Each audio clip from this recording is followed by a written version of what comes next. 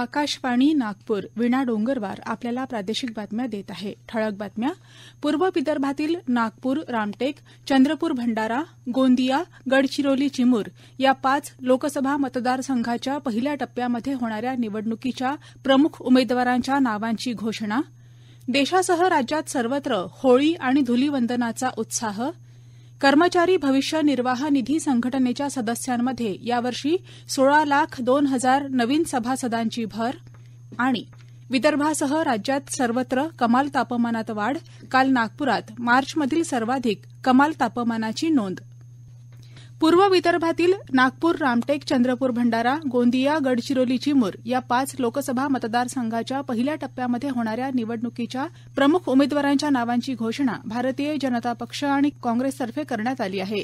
भाजपनं काल देशभरातल्या 111 जागांवर उमेदवारांच्या नावांची घोषणा केली असून यात महाराष्ट्रातल्या 3 उमेदवारांचा समावेश आहे. यात भंडारा गोंदिया मतदारसंघातून सुनील मेंढे, गडचिरोली चिमूर मतदारसंघातून अशोक नेते आणि सोलापूर लोकसभा मतदारसंघातून राम सातपुते यांना उमेदवारी घोषित करण्यात आली आहे. काँग्रेसनंही काल 3 उमेदवारांच्या नावांची घोषणा केली. यात चंद्रपूर, वणी, आर्णी लोकसभा मतदारसंघातून प्रतिभा धानोरकर यांना उमेदवारी देण्यात आली आहे. आमदार प्रतिभा धानोरकर या चंद्रपूरचे खासदार दिवंगत बाळू धानोरकर यांच्या पत्नी आहेत. 2019च्या विधानसभा निवडणुकीत बाळू धानोरकर लोकसभा निवडणुकीत उतरल्यानं त्यांनी वरोरा भद्रावती विधानसभा क्षेत्रात पत्नी प्रतिभा धानोरकर यांना उमेदवारी मिळवून देत विजय मिळवून दिला होता. आपण ही निवडणूक पूर्ण क्षमतेनं लढू असा संकल्प प्रतिभा धानोरकर यांनी व्यक्त केला आहे. या लोकसभा मतदारसंघाच्या निवडणुकीत भाजपचे नेते आणि वनमंत्री सुधीर मुनगंटीवार प्रतिस्पर्धी उमेदवार म्हणून निवडणुकीच्या मैदानात असणार आहेत. भंडारा गोंदिया लोकसभा मतदारसंघातून भाजपची उमेदवारी खासदार सुनील मेंढे यांना मिळाली आहे. भाजपच्या नेत्यांनी पुन्हा आपल्यावर विश्वास दाखवला याबद्दल मेंढे यांनी भाजपच्या नेत्यांचे आभार मानले आहेत. या मतदारसंघात काँग्रेसचे डॉ प्रशांत पडोळे यांचं आव्हान मेंढे यांच्यापुढे असणार आहे. गडचिरोली चिमूर लोकसभा मतदारसंघातून भाजपचे विद्यमान खासदार अशोक नेते यांना उमेदवारी देण्यात आली आहे. नेते यांची लढत महाविकास आघाडीचे उमेदवार डॉ नामदेव किरसान यांच्याशी होणार आहे. अशोक नेते हे 1999 ते 2009 अशी 10 वर्ष गडचिरोली विधानसभा क्षेत्राचे आमदार होते. त्यानंतर 2014 पासून ते आजतागायत खासदार आहेत. आता पक्षानं त्यांना पुन्हा उमेदवारी दिली आहे. दरम्यान नागपूरच्या लोकसभा मतदारसंघात काँग्रेसचे उमेदवार असलेले पश्चिम नागपूरचे विद्यमान आमदार विकास ठाकरे हे आपला नामांकन अर्ज उद्या जिल्हाधिकारी कार्यालयात भरणार असून भाजपचे ज्येष्ठ नेते आणि केंद्रीय मंत्री तसंच भाजपचे उमेदवार नितीन गडकरी हे आपलं नामांकन येत्या 27 तारखेला भरणार आहेत. नागपूर ग्रामीणचा भाग असलेल्या रामटेक मतदारसंघामध्ये काँग्रेसच्या रश्मी बर्वे यांच्या नावाची घोषणा करण्यात आली आहे. नागपूर जिल्ह्यातील उमरेडचे काँग्रेस पक्षाचे आमदार राजू पारवे यांनी आपल्या पक्ष सदस्यत्वाचा तसंच आमदारकीचा राजीनामा दिला. काल मुख्यमंत्री एकनाथ शिंदे यांच्या उपस्थितीत त्यांनी शिवसेनेच्या शिंदे गटात प्रवेश केला आहे. विविध रंग आणि गुलाल यांची उधळण करत वसंत ऋतूचं उत्साहात स्वागत करणारा धुलीवंदनाचा उत्सव आज देशभरात साजरा होत आहे. राष्ट्रपती द्रौपदी मुर्मू यांनी देशवासियांना या उत्सवाच्या शुभेच्छा दिल्या आहेत. पंतप्रधान नरेंद्र मोदी यांनीही नागरिकांना शुभेच्छा देत हा रंगांचा सण प्रत्येकाच्या जीवनात नवी ऊर्जा आणि उत्साह आणणारा असल्याचं म्हटलं आहे. राज्यपाल रमेश बैस यांनी होळी तसंच धुलीवंदनानिमित्त राज्यातील जनतेला शुभेच्छा दिल्या आहेत. मुख्यमंत्री एकनाथ शिंदे यांनीही धुलीवंदनानिमित्त राज्यातल्या जनतेला शुभेच्छा दिल्या आहेत. हुताशनी फाल्गुनी पौर्णिमा अर्थात होळीचा सण काल सर्वत्र पारंपरिक पद्धतीनं उत्साहात साजरा झाला. काल सायंकाळी घरोघरी तसंच सार्वजनिक ठिकाणी होलिका दहन करण्यात आलं. बुलडाणा जिल्ह्यातल्या सैलानी बाबा यात्रा महोत्सवाला कालपासून सुरुवात झाली. भाविकांच्या उपस्थितीत हजारो नारळांसह विविध वस्तू होळीत टाकण्याची परंपरा कालही पाळण्यात आली. दरम्यान चिखलीच्या आमदार श्वेता महाले यांनी हरणी आणि करवंड या गावात जाऊन बंजारा समाजातील महिलांसोबत होळी साजरी केली. गोंदिया जिल्ह्यात आमगाव इथं गांधी चौकात 5100 शेणपोळ्यांनी होळी सजवण्यात आली आणि त्यावर शुद्ध शेणापासून बनवलेल्या आकर्षक सजावटीसह होलिकेच्या मूर्तीची प्रतिष्ठापना करण्यात आली.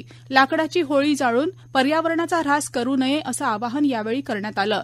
यवतमाळ जिल्ह्याच्या वागद इजरा इथं होळीनिमित्त बंजारा समाज हातात हात गुंफून गोलाकार होत गोरमाटी गाण्याच्या ठेक्यावर पारंपरिक लेंकी नृत्याद्वारे होळी साजरी करत आहे.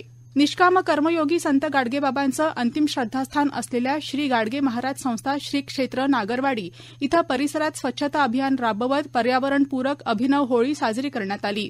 अमरावतीच्या अंबादेवी एकवीरा देवी मंदिर प्रांगणातील मानाच्या होळीचं शेकडो महिला पुरुष भाविकांच्या उपस्थितीत विधिवत पूजन दहन करण्यात आलं. निवडणूक आयोग आगामी लोकसभा आणि विधानसभा निवडणुकीदरम्यान पर्यावरणीय दृष्ट्या शाश्वत निवडणुकांना प्रोत्साहन देत आहे. आयोगानं निवडणूक यंत्रणा आणि राजकीय पक्षांना मतदार यादी आणि निवडणूक साहित्यासाठी कागदाचा कमीत कमी वापर करण्याचे निर्देश दिले आहेत. मतदान मंडळानं ई पुस्तकं आणि ई दस्तऐवजांच्या वापरावर भर दिला आहे. मतदानादरम्यान इलेक्ट्रॉनिक पद्धतीला प्रोत्साहन देण्यासाठी हे निर्देश जारी करण्यात आले. आयोगानं निवडणूक यंत्रणा आणि राजकीय पक्षांना एकेरी वापराचं प्लास्टिक पूर्णपणे टाळण्याचं आवाहन केलं आहे. राजकीय पक्षांना प्रचार कार्यक्रमांसाठी अक्षय ऊर्जा वापरास प्रोत्साहन देण्याचे निर्देश देण्यात आले आहेत.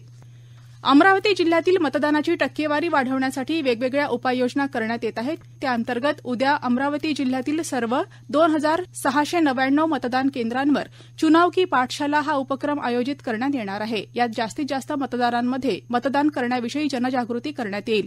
या उपक्रमात सर्व शासकीय यंत्रणांनी सक्रिय सहभागी व्हावं असे निर्देश जिल्हाधिकारी सौरभ कटियार यांनी दिले आहेत.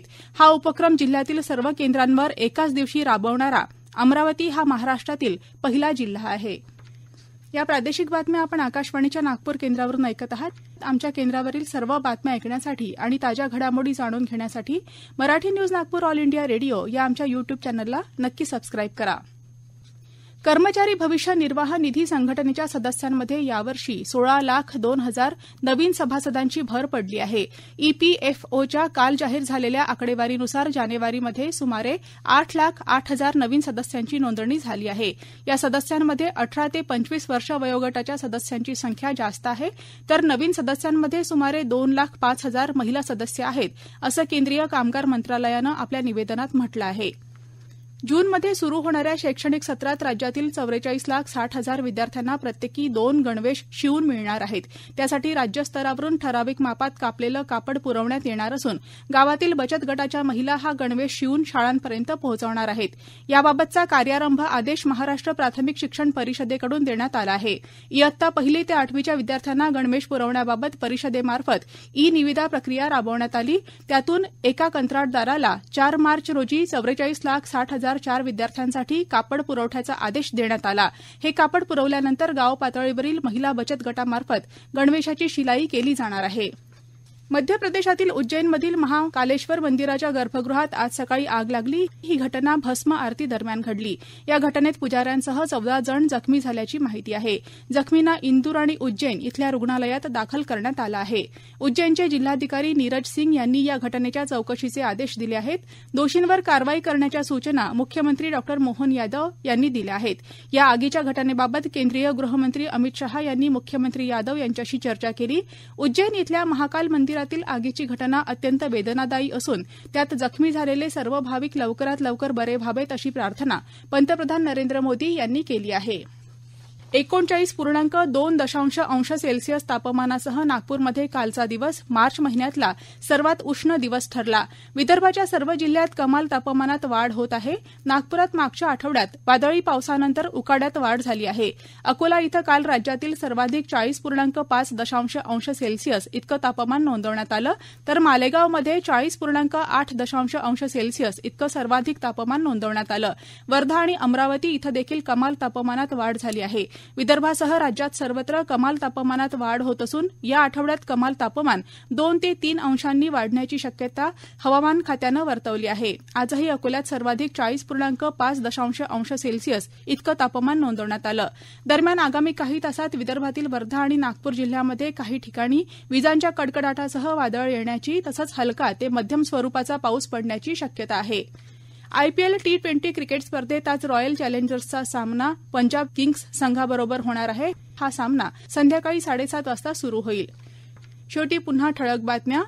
पूर्व विदर्भातील नागपूर, रामटेक, चंद्रपूर, भंडारा, गोंदिया, गडचिरोली, चिमूर या 5 लोकसभा मतदारसंघाच्या पहिल्या टप्प्यामध्ये होणाऱ्या निवडणुकीच्या प्रमुख उमेदवारांच्या नावांची घोषणा आणि देशासह राज्यात सर्वत्र होळी आणि धुलीवंदनाचा उत्साह. याबरोबरच हे प्रादेशिक बातमीपत्र संपलं. नमस्कार.